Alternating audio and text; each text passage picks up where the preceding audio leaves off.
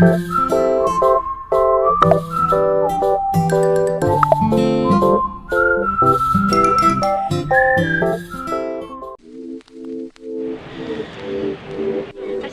warahmatullahi wabarakatuh. Perkenalkan, nama saya Nabila Firantika. Saya Aurelia Bunga Larasati. Saya nomor kita dari Nurmalaya.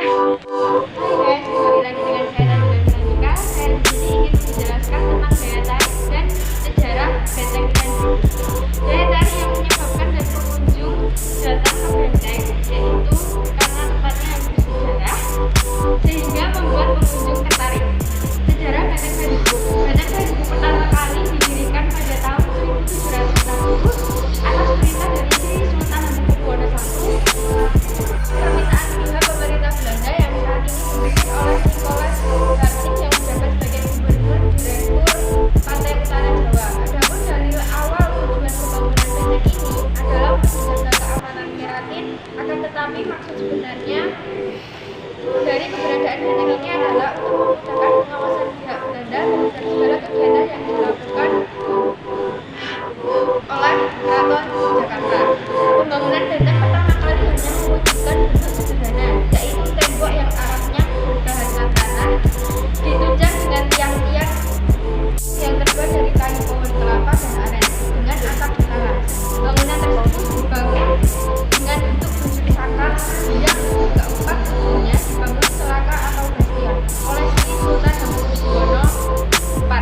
Keempat diberi nama Jaya Wisesa Barat Laut, Jaya Wisesa Timur Laut, Jaya Prakosa Nipra Barat Daya, dan Jaya Prayitna Tenggara. Kemudian pada waktu selanjutnya gubernur Belanda yang bernama Wilhelm Steenberg mengusulkan agar benteng ini dibangun lebih permanen dijamin. Kemudian pada tahun 1767 pembangunannya mulai dilakukan di bawah pengawasan seorang arsitek Belanda bernama Ernst Pembangunannya hingga pada tahun 1787. Setelah pembangunan selesai, benteng ini diberi nama Steenberg, yang berarti benteng peristirahatan. Pada tahun 1867 terjadi kembali luka di Yogyakarta dan mengakibatkan banyak bangunan yang runtuh, termasuk Steenberg. Kemudian setelahnya diadakan pembangunan kembali benteng Steenberg ini yang kemudian namanya diganti menjadi Brandenburg, yang berarti benteng perdamaian. Hal ini sebagai wujud simbiosis manifestasi perdamaian antara pihak Belanda dan Selatan. Secara historis sejak awal pembangunan hingga saat ini terjadi beberapa kali perubahan status kepemilikan dan fungsi benteng, antara lain tahun 1760 sampai 1765.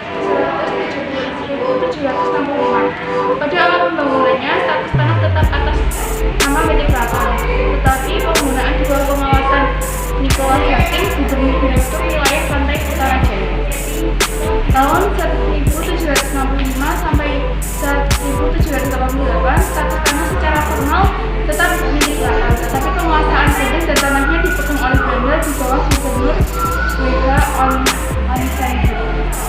Tahun 1788 sampai 1799 status tanah tetap milik keraton. Kemudian pada masa ini benteng digunakan secara sempurna oleh PJ.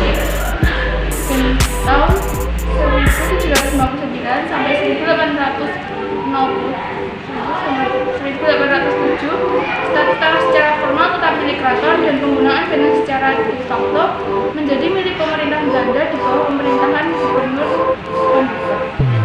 Tahun 1807 sampai 1811 secara formal tanah tetap milik keraton dan penggunaan benteng secara de facto menjadi milik pemerintah Belanda di bawah pemerintahan gubernur Brandenburg.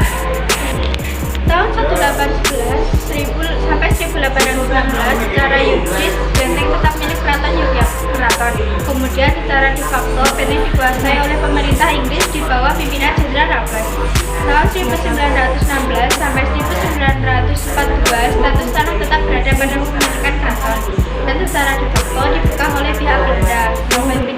Sampai menyerahnya Belanda di tangan Jepang dan benteng ini mulai dikuasai penuh oleh pihak Jepang, yang ditandai dengan penandatanganan Perjanjian Kalijati di Jawa Barat Maret 1942. Tahun 1942 sampai 1945 status tanah tetap milik keraton, tetapi secara de facto penguasaan berada di tangan Jepang sebagai markas kompeti atau polisi Jepang, gudang museum dan rumah tahanan bagi orang-orang Belanda dan Indo-Belanda serta kaum politis RI yang menentang Jepang.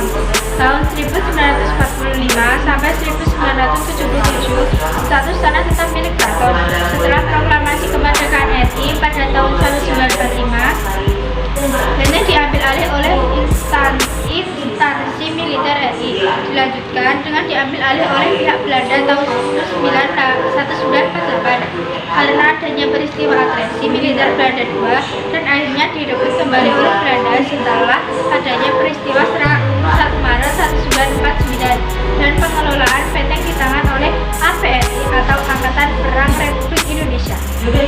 Tahun 1977 sampai 1992, dalam periode ini status pengelolaan benteng diserahkan kembali pada pemerintah Yogyakarta oleh pihak Hankam, dan pada tanggal 9 Agustus 1980 diadakan perjanjian tentang pemanfaatan bangunan bekas benteng antara Sri Sultan Hamengkubuwono ke-10 dengan Mendikbud Dr. Daud Yusuf.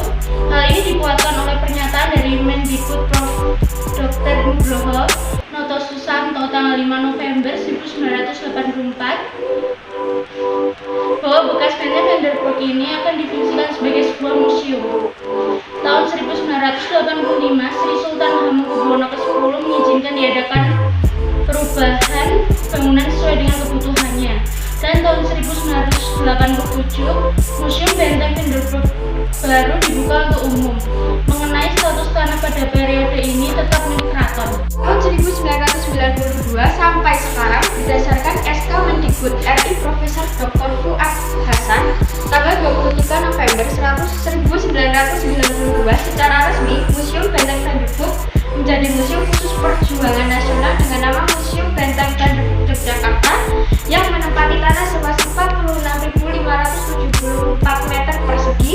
Kemudian tanggal 5 September 1997 dalam rangka peningkatan fungsionalisme museum, Mendagri Yogyakarta mendapat limpahan untuk mengelola Museum Perjuangan Yogyakarta di Brotokusuman Yogyakarta berdasarkan SK Menteri Kebudayaan dan Pariwisata nomor KM 48 OT 001. Sekian dari kami, bila ada salah kata mohon dimaafkan. Wassalamualaikum warahmatullahi wabarakatuh.